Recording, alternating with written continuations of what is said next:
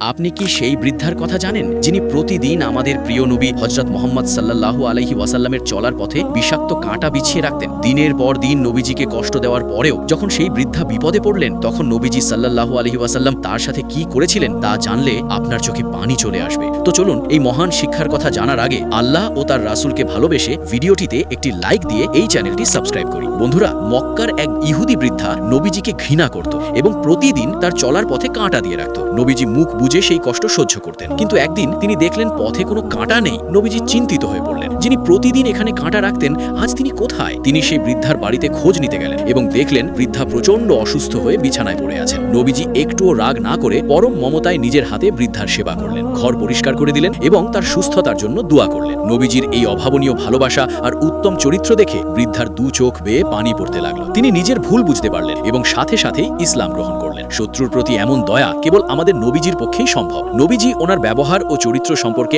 আপনার মতামত কি কমেন্টে জানাতে পারেন, আর ভিডিওটি ভালো লাগলে শেয়ার করতে ভুলবেন না।